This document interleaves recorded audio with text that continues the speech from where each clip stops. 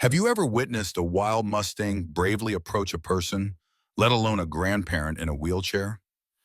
In this gripping tale, the unthinkable happens when a free-roaming horse locks eyes with an elderly woman and forges an unspoken bond that no one could have predicted. Their extraordinary encounter defies all expectations, setting off a chain of events filled with compassion, courage, and a fierce determination to protect what's precious. From skeptical neighbors to looming threats of capture, each twist reveals the depth of a connection that transcends both injury and the call of the wild. Curious to find out how this powerful story unfolds and what becomes of our unlikely duo? Stick around until the very end to uncover the heartfelt outcome. And while you're here, don't forget to subscribe to our channel for more compelling stories that celebrate resilience, hope, and the incredible bonds that can form between humans and animals. Harriet Addison sat at the very edge of her small wooden deck, her wheelchair positioned in such a way that she could look out across the sweeping plains. The horizon was a shimmering line that seemed to melt into the sky, and she often lost herself in that hazy boundary between earth and clouds. Although Harriet was 80 years old and had been bound to her wheelchair for well over 2 decades, there was a hint of quiet determination in her eyes. She lived alone in a modest home that had once been a lively place, hosting gatherings of friends, family, and the horses she adored. Back then, Harriet had been an avid equestrian, almost inseparable from the stable of horses she owned. Photographs of her younger self, tall, straight-backed, and full of confidence, still decorated the walls of her living room. Each picture was a reminder of her past life, before a tragic car accident had stolen the use of her legs. That day, the plains were bathed in the golden hues of late afternoon. The air was calm, with only a soft breeze running across the tall grass like the gentle touch of a distant wave. Harriet had rolled out onto her deck, as she did most days, to absorb the warmth of the setting sun. Her long silver hair was pulled back in a neat bun, and she wore a faded blue sweater that had been a favorite for years. As the sky began to shift from soft oranges to the deeper tones of twilight, Harriet caught sight of something unusual in the distance. At first, she thought her eyes might be playing tricks on her, but as she squinted, she realized there really was a horse, a lone, dark-coated Mustang, standing near her property line. It was not uncommon to see wild horses roaming this region of the country, many of them kept to the remoter areas, traveling in herds far from human dwellings. Harriet often glimpsed them through binoculars when she had the strength to raise them, watching the Mustangs gallop across the plains with breathtaking power and speed. But this particular Mustang was different. It was alone and it was inching toward her. Each cautious step caused the dry grass to crunch softly beneath its hooves. The animal's coat glistened with a sheen that made it look as though it had stepped straight out of a painting. A ripple of excitement coursed through Harriet. She braced her hands on the armrests of her wheelchair, feeling her heart flutter in a way it hadn't in years. Even from a distance, the horse's eyes seemed to fix upon her with curious intensity. Harriet had the odd sense that it was examining her as much as she was examining it. She found herself murmuring under her breath, "Hello there, beautiful. What brings you so close?" The Mustang flicked an ear as though it actually heard her. For a long moment, the two seemed suspended in time. An elderly woman searching for meaning in a life changed forever, and a creature born of absolute freedom. But just as swiftly as it had appeared, the Mustang dashed away, its muscles rippling beneath that striking dark coat as it vanished over a gently sloping hill. Harriet found herself exhaling a breath she hadn't realized she was holding. For a long time, she simply gazed at the spot where the horse had stood, her mind whirling with questions. She doubted that anyone would believe her if she told them a wild Mustang had ventured nearly onto her porch. Yet she knew the encounter was real. There was a pulse of energy in the air, as if a silent promise had been made. Harriet wheeled herself back and breathed with her thoughts racing, wondering what might happen if the horse returned, and hoping against hope that it would. Early the next morning, Harriet awoke to a pale dawn light filtering through her bedroom curtains. Sleep had been restless, punctuated by vivid dreams of galloping horses and open landscapes. While she often found this solace in these dreams, last night's felt especially vivid and poignant, perhaps because of her real-life encounter with that mysterious Mustang. After a simple breakfast, she wheeled herself across the living room, passing by the photographs that lined her shelves. Snapshots of her standing beside proud mares, trophies from local riding competitions, and the wide grins of her younger self. Each image seemed to call out to her, reminding her of a life she once lived on horseback, racing the wind. Her granddaughter, Lucy Addison, usually visited once a week.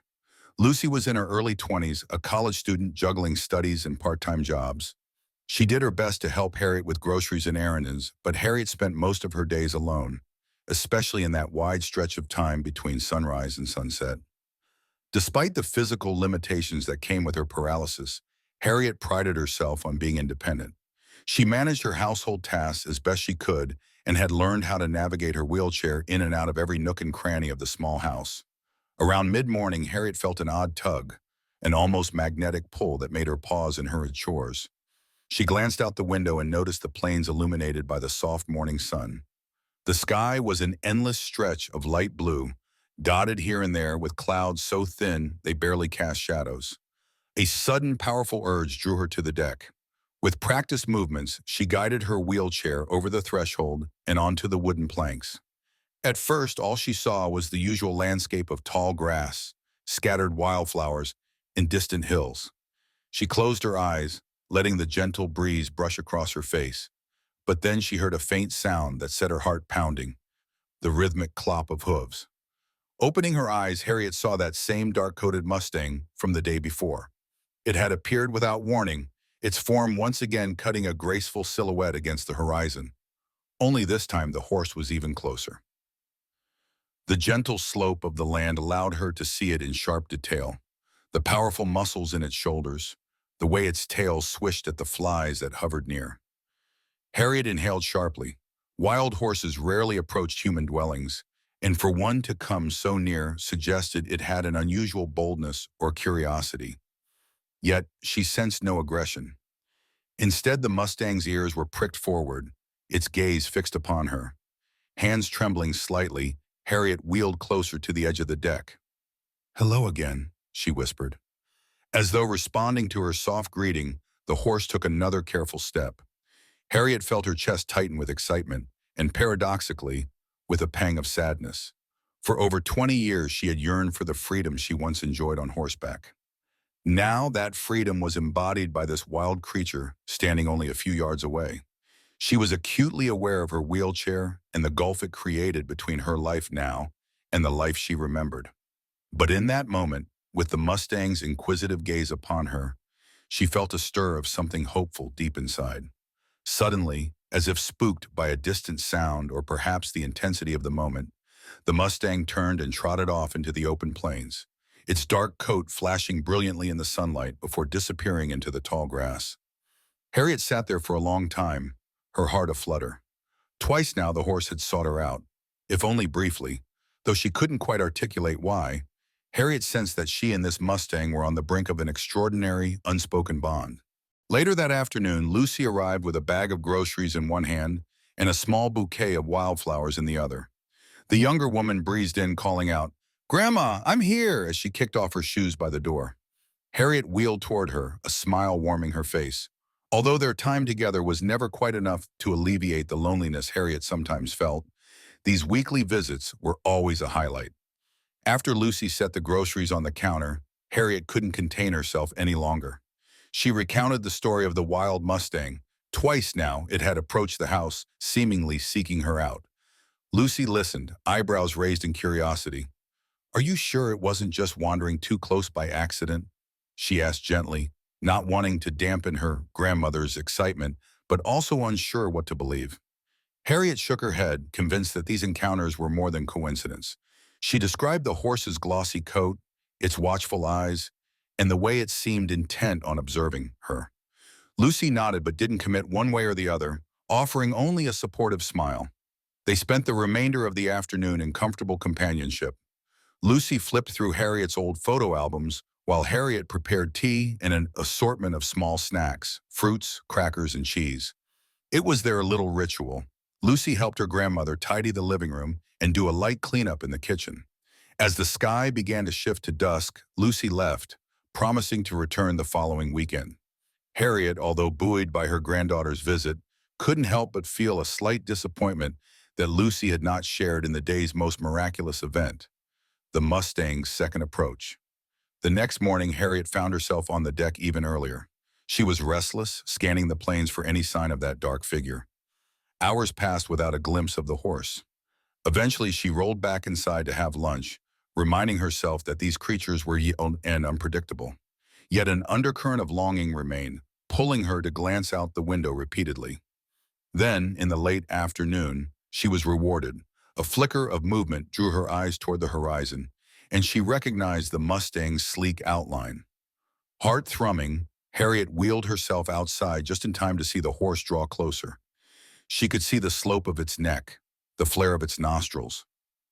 Against her better judgment, after all, this was still a wild animal.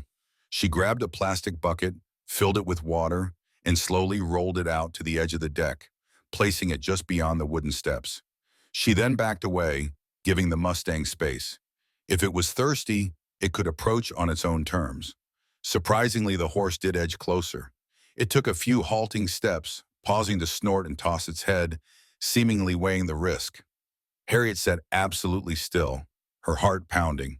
Finally, the Mustang dipped its muzzle and sipped from the bucket, keeping one eye on Harriet as though assessing her intentions. Harriet realized she was practically holding her breath. When the Mustang had quenched its thirst, it stepped back, tossed its mane, and offered the faintest of nickers. For Harriet, that simple sound felt like an acknowledgement, a greeting of sorts. She gave a soft, trembling laugh, emotion catching in her throat. Never had she expected that her long, lonely days on the plains would be interrupted by the presence of such a creature. In that moment, she had never been more grateful for the second chance at connection. Over the next several days, Harriet and the Mustang settled into a gentle rhythm of cautious interaction. Mornings found the horse grazing at the far edge of her property, where the wild grasses still grew tall.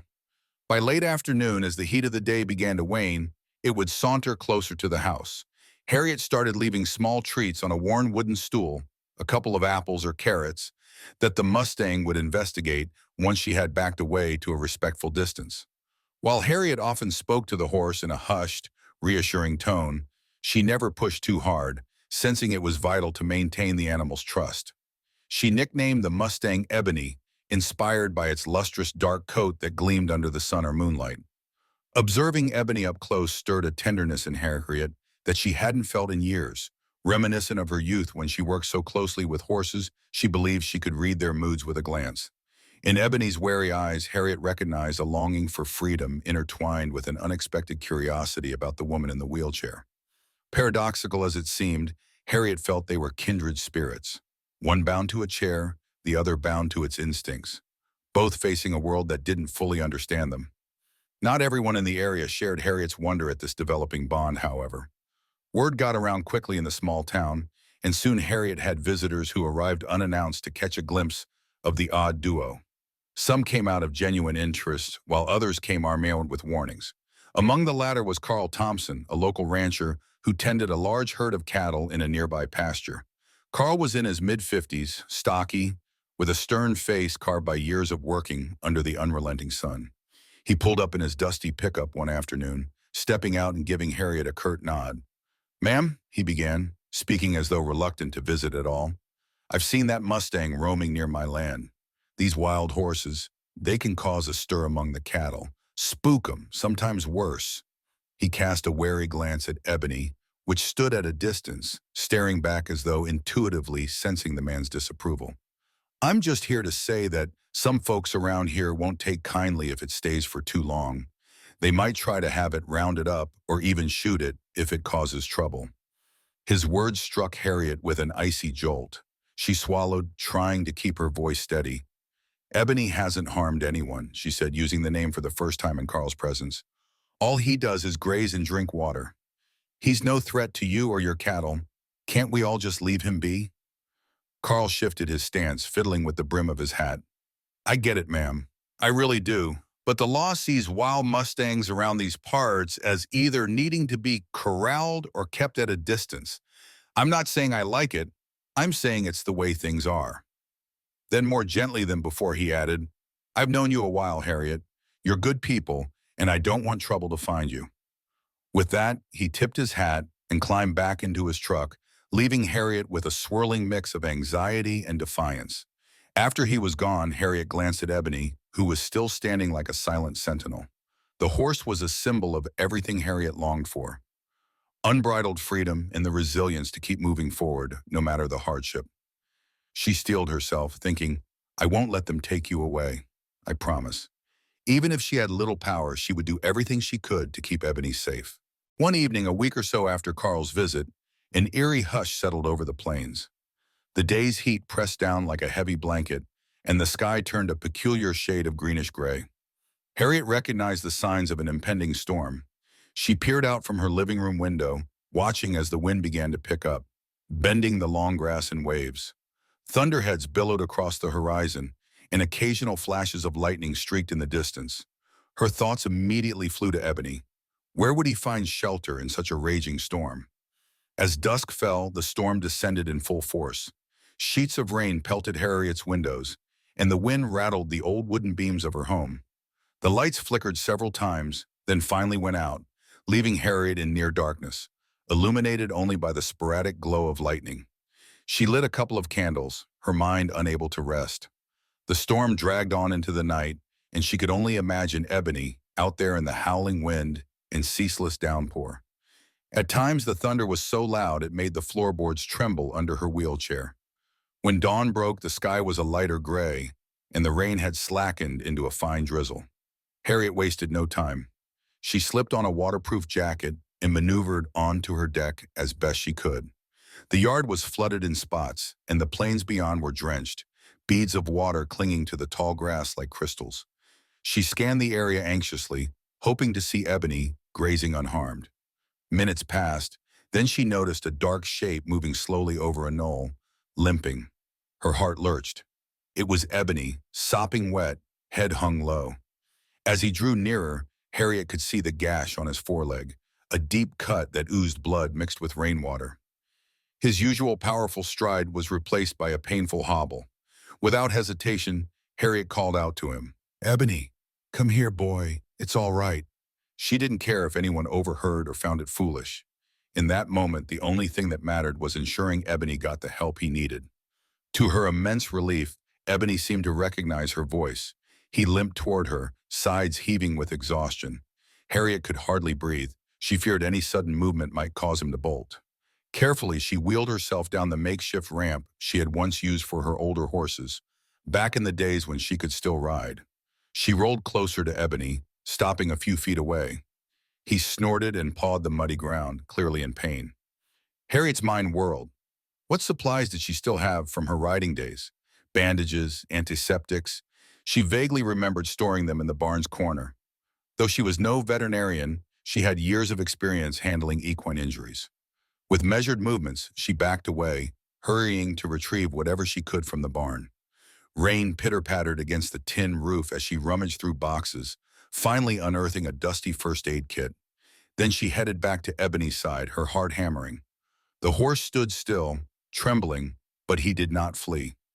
Harriet's hands shook as she cleaned around the wound with the antiseptic wipes. She offered soothing words in a low voice, telling Ebony he was safe, that she just wanted to help. Although he flinched at the sting, the Mustang did not retreat. In the end, Harriet managed to wrap a bandage around the injured leg. This act, simple yet profound, underscored the fragile trust that had been building.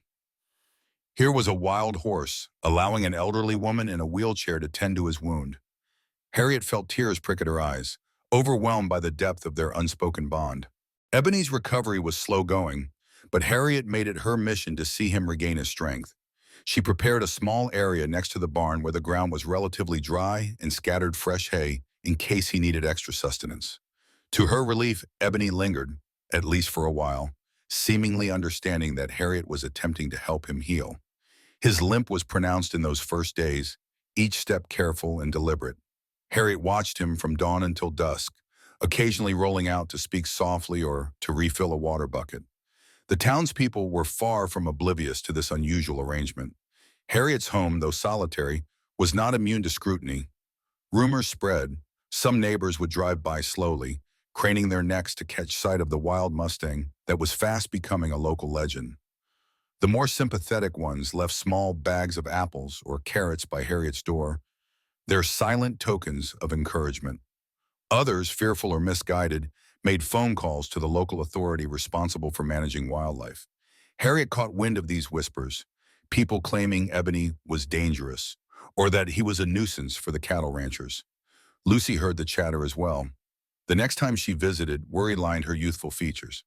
"Grandma," she said, setting down a paper bag of groceries, "I know you care deeply for Ebony, but I also know the county can be harsh when it comes to wild animals. They might try to round him up, and it could get ugly." Harriet sat quietly for a moment, stroking the arm of her wheelchair as she chose her words. "I understand their concerns, but Ebony isn't causing trouble, Lucy. He's just trying to survive, and I'm helping him." She lifted her gaze, resolute. "I won't let them take him without a fight." Later that day, Harriet received a dreaded phone call. On the line was a representative from the local wildlife office who mentioned they had received reports of a wild Mustang frequenting a residential property. In polite but firm tones, the representative explained that if the horse was viewed as a threat or a potential danger, they'd have no choice but to relocate it to a holding facility or worse. Harriet's heart clenched. She knew these so-called facilities all too well. Overcrowded pens where Mustangs languished, sometimes waiting for an adoption that might never come. After hanging up, Harriet wheeled out to the porch and found Ebony nibbling at some stray shoots of grass. The bandage around his leg looked slightly askew, so she carefully replaced it with fresh wrappings. As she did, an overwhelming sense of protectiveness washed over her. "I won't let them do it," she whispered, patting Ebony's neck. The Mustang blinked those soulful eyes, his breath snorting out in a cloud of mist under the chilly afternoon air. Caught in the middle of local fears and her own unbreakable bond with Ebony, Harriet faced a dilemma. She was just one woman, advanced in age and reliant on a wheelchair for mobility. What real power did she have against an entire county's regulations and the ranchers' complaints? Yet as she locked eyes with Ebony, she saw something that reflected her own spirit back at her, an animal accustomed to hardship but still standing. Harriet decided then and there that giving up was not an option. Over the next few days, tensions in the community escalated. Carl Thompson showed up again, a grim expression pinching his features. He parked his truck under the shade of a weather-beaten oak tree and stood by the porch rail and swung arms folded as he delivered the news. "They're sending a team out next week to do a roundup of stray Mustangs in the area," he said, his voice thick with worry and resignation. "They've got Ebony on their list, Harriet. If he's near any human residence, that's just going to give them more reason to swoop in." Harriet felt a cold knot settle in her stomach. She gazed at Ebony, who was standing a short distance away, already healing well enough to put a bit more weight on his injured leg. The idea of a roundup conjured up images of panicked horses chased by helicopters or herded into cramped corrals, losing the only life they'd ever known. She refused to imagine Ebony subjected to such terror. Closing her eyes, she took a steadying breath before meeting Carl's gaze. "I can't let them take him," she said firmly. Carl, normally stoic, seemed pained by her resolve. "I don't blame you for caring, Harriet, but you know how this plays out around here. Folks will say you're interfering with wildlife management. They might fine you or worse." He lowered his voice, almost soft. "I don't want that on my conscience." As Carl departed, Harriet sat on the porch, her hands trembling on the armrests of her wheelchair. The threat was real.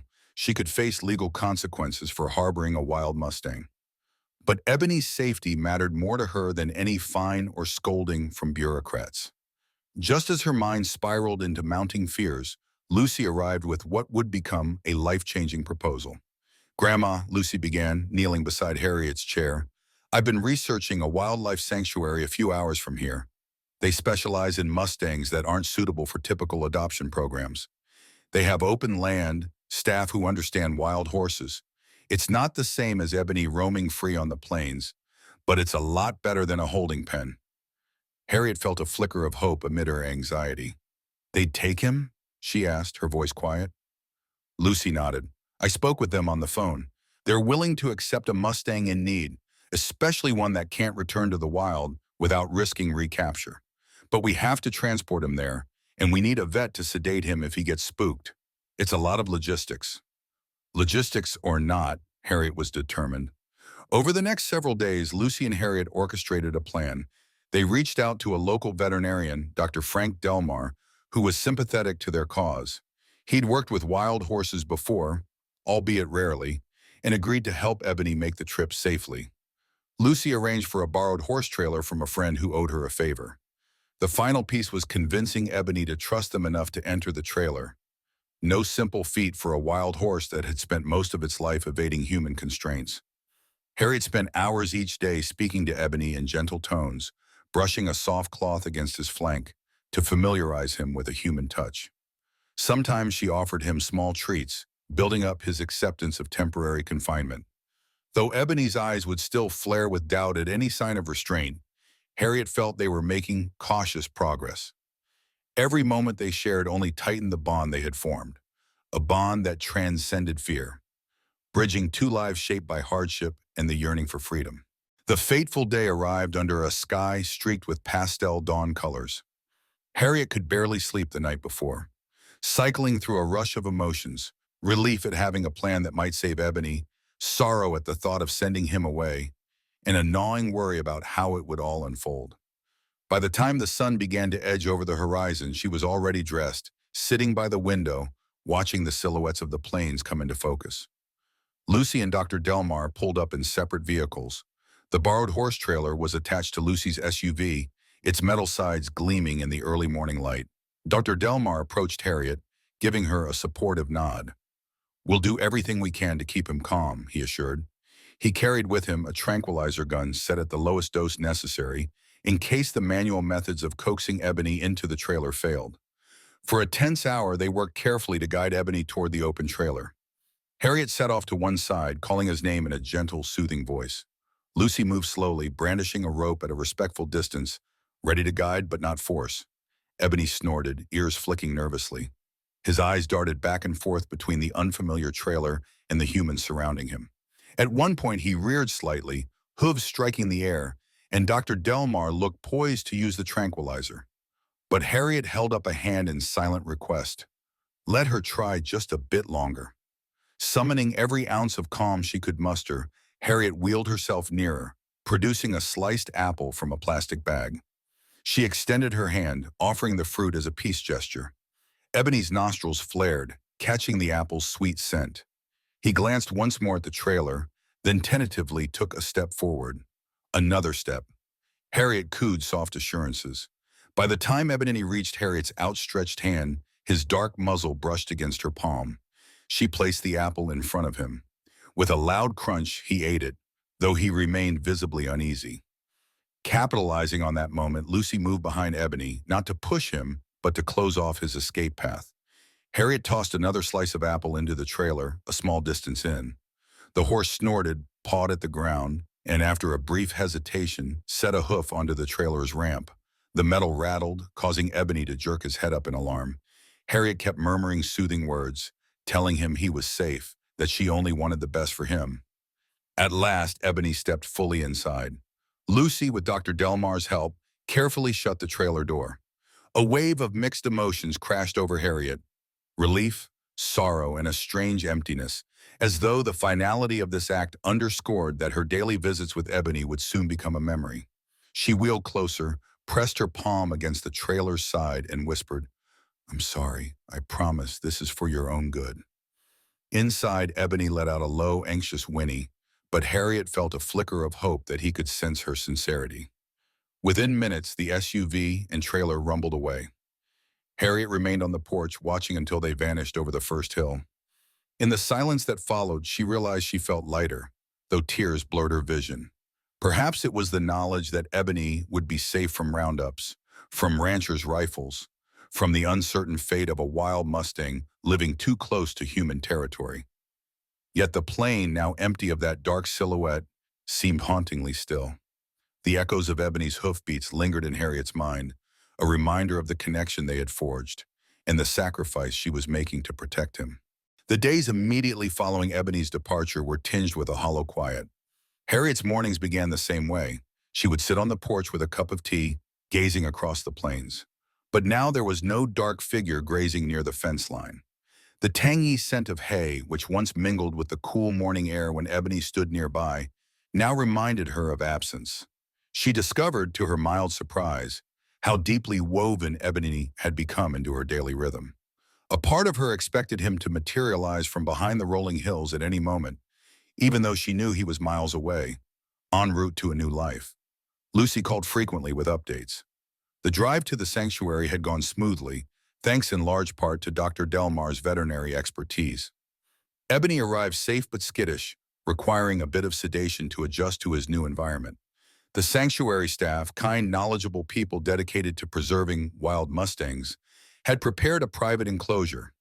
They understood Ebony's injury history and recognized his wary nature. Lucy reported that once the tranquilizer wore off, Ebony showed signs of exploring the enclosure's perimeter, sniffing the ground for new scents. Harriet felt her spirits lift hearing these details. It didn't erase the ache of parting, but it reassured her that Ebony's journey was off to a hopeful start. She threw herself into daily tasks, tidying her home more thoroughly than she had in years. She rearranged family photographs, sorting them into new albums, carefully labeling each memory.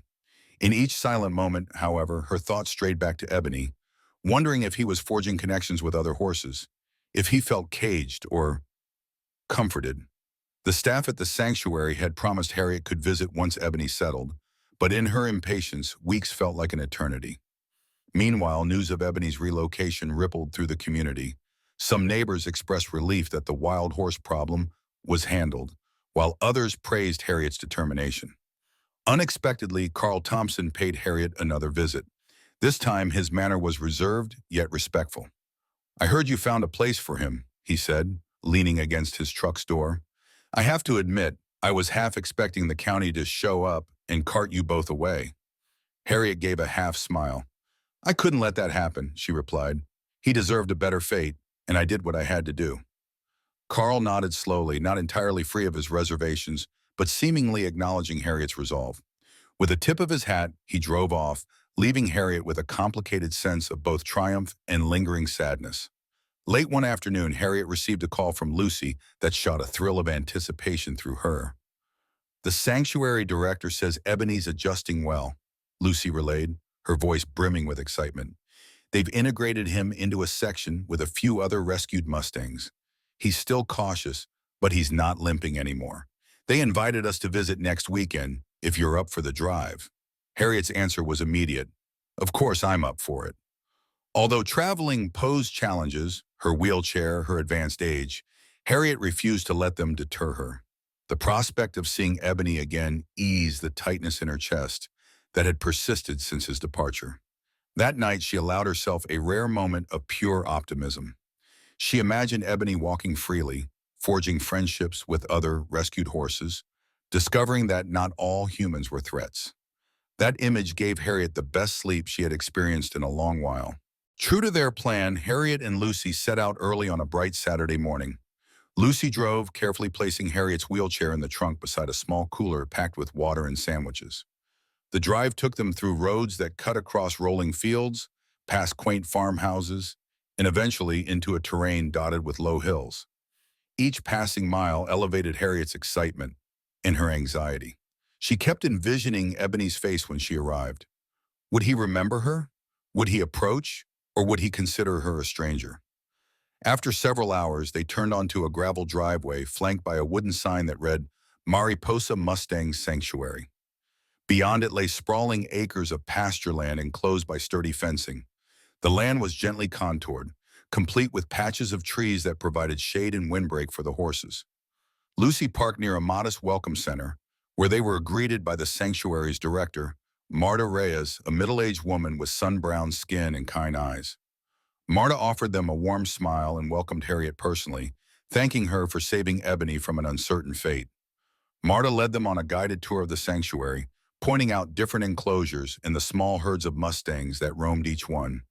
Some horses were old rescues, their bodies marked by the hardships they had endured. Others were younger, spirited creatures that had found temporary refuge here after being removed from federal lands. Everywhere Harriet looked, she saw glimpses of resilience and hope. She felt an almost tangible sense of gratitude radiating from these animals, as if they knew they had been given a second chance. Finally, they arrived at a quieter paddock near the back of the sanctuary. It was less crowded, meant for horses that needed additional care or time to adjust. And there stood Ebony. Harriet's pulse quickened. He appeared healthy and strong again, moving with much of the easy grace she'd witnessed on the plains. His coat, washed clean of mud, gleamed in the midday sun. The bandage was gone, replaced by only a faint scar where the gash had once been. Marta led Harriet and Lucy to the fence line, advising them to move slowly. Harriet's hands trembled as she wheeled herself closer. She called, "Ebony!" in a voice she hadn't realized was so breathless. At first, the Mustang barely glanced their way, but then Lucy produced an apple slice from her bag and placed it on the fence post, calling Ebony softly. The horse's ears flicked in recognition of a familiar voice. He paced a few steps, tossing his head before halting to stare at the visitors. Harriet held her breath. Suddenly, Ebony trotted forward, nostrils flaring as he neared the fence. Harriet placed her hand on the top rail, extending her fingers in greeting. Inch by inch, Ebony approached, eventually lowering his muzzle until it brushed against her palm. Harriet felt an overwhelming rush of emotion, relief, gratitude, and an indescribable bond. The weight of her loneliness, of the months spent worrying, lifted in that single contact. Lucy stood by, wiping a tear from her cheek, and Marta observed quietly, a gentle smile lighting her face. They spent the remainder of the visit in peaceful communion, Harriet occasionally offering Ebony an apple slice or gently stroking his neck. Marta explained that Ebony showed promise as a lead horse in his small group, often guiding the other Mustangs toward new grazing areas. This revelation filled Harriet with pride. It echoed what she already believed, that Ebony had a noble spirit, one that wasn't broken by trauma. As the afternoon waned, it was time for Harriet and Lucy to depart. Harriet wished she could stay longer, but she left with a joyous heart, knowing Ebony was safe and thriving. Back home, Harriet found that life no longer felt as empty. Though she still missed seeing Ebony outside her porch every morning, she was comforted by the knowledge that he was in a place where he could roam without fear of roundups or rifle shots. She settled back into her routines, morning tea on the deck, tidying around the house, visits from Lucy, but with a renewed sense of purpose. Every so often, she would receive updates from Marta or the sanctuary staff, sometimes accompanied by photos of Ebony bounding across grassy fields or mingling comfortably with other Mustangs. Harriet kept those photos taped to her refrigerator, a daily reminder of hope realized. Word of Harriet and Ebony's story spread quietly through the community, picking up threads of admiration and curiosity. Soon, neighbors were dropping by, not to gawk or criticize, but to ask about the sanctuary or to hear more about Harriet's experiences with the Mustang. Realizing she had a story that resonated with many, Harriet organized a small gathering in her backyard, a modest fundraiser for Mariposa Mustang Sanctuary. With Lucy's help, she set out folding chairs, strung up simple decorations, and placed a donation jar on a table. About 24 people attended, including Carl Thompson. He stood at the fringes, wearing a thoughtful expression. When Harriet spoke, her voice trembled with emotion. She recounted the day she first locked eyes with Ebony, how that single moment reignited her sense of wonder. She described the stormy night when she'd bandaged his wound, a time that tested both Ebony's trust and her own determination. Finally, she talked about the painful but necessary decision to send Ebony to a safer place. Sometimes, she said quietly, letting go is the purest form of love, because we give the other what they truly need, even if it breaks our own heart for a while. By the end of the fundraiser, the donation jar overflowed with bills and coins. Several people signed up to volunteer at the sanctuary, including Lucy, who had already begun dedicating a few Saturdays each month to help feed and groom the Mustangs. Carl surprised Harriet by dropping a generous check into the jar, offering her a respectful nod. "Guess I misjudged the situation, Harriet," he admitted. "I've seen a lot of good horses suffer at the hands of people who don't care. It's clear you do." In the quieter days that followed, Harriet learned to embrace a serenity she hadn't felt in years. Though she still lived alone and relied on her wheelchair, she no longer felt trapped. In Ebony's story, she discovered the lingering power of empathy, compassion, and resilience. He had reached out to her in his own silent way, and in helping him, Harriet had also rediscovered parts of herself she thought were lost forever. The ache of her old injury no longer defined her. Instead, she was defined by her commitment to caring, her ability to nurture a wild spirit, and her willingness to fight for something greater than her own comfort. As the seasons changed, Harriet made the trip to Mariposa Mustang Sanctuary more than once. Each time, Ebony greeted her with a soft nicker, proof that their bond had not diminished. The staff would occasionally tease that Ebony seemed to keep one eye on the sanctuary's entry road, as if anticipating Harriet's next arrival. Such stories warmed her heart, confirming that she had not betrayed the trust they built. She had safeguarded it. The final chapter of Harriet and Ebony's story became a local legend, one that parents told their children whenever they drove past Harriet's house or visited the sanctuary. People spoke of an elderly woman who once stared down daunting odds to save a horse as free as the wind. In truth, Harriet believed Ebony saved her just as much as she saved him. He reignited her passion for life, proving that no matter how constraining our circumstances, there remains a part of us that is wild and unbreakable. If you find yourself moved by Harriet and Ebony's journey, consider how a single act of compassion can echo far beyond the moment. Their story reminds us that it takes only a spark to rekindle a heart's deepest hopes, and that sometimes the smallest kindness can change the course of a life, whether human or horse. And if there's a wild Mustang in your own life, be it an actual horse or a personal challenge, remember Harriet's quiet courage. Sometimes choosing to care is the bravest step of all. Looking back on this journey, it's clear that a single spark of kindness can rekindle the spirit and reshape lives in ways we never imagined. In the end, the Mustang found sanctuary, and an elderly woman rediscovered her own sense of purpose, both freed from the barriers that once held them in place. Through every challenge and triumph, their bond reminded us that compassion has the power to bridge any distance, whether physical or emotional. It also showed us that letting go, when done with love, can be the most selfless act of all. From my own perspective, this story reaffirms the importance of empathy and perseverance, no matter one's age or physical limitations.